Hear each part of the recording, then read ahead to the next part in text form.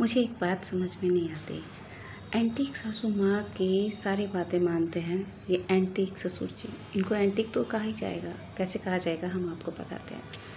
ये उनको बहुत रिस्पेक्ट देते हैं एंटीक ससुर जी, और उनकी सारी बातें मानते हैं और उनके सारे कामों को ऐसे गोल गोल करके चक्कर लगा के काम करते भी रहते हैं।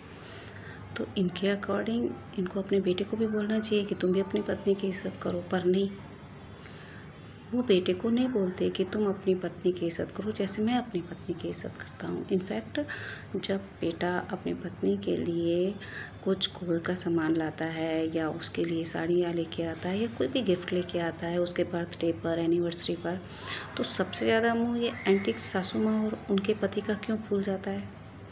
ये बात तो मुझे आज तक समझ में नहीं आई, और इसमें बाकायदा रिसर्च होनी चाहिए कि आखिर ऐसा क्यों होता है। क्योंकि सासू माँ के लिए भी तो गिफ्ट लाते रहते हैं ससुर जी, तब तो बहू का नहीं मुँह खुलता। पर जब बहू के हिस्से कुछ भी सामान आता है तो सासू माँ को एग्जैक्ट उसका रिप्लिका क्यों चाहिए होता है,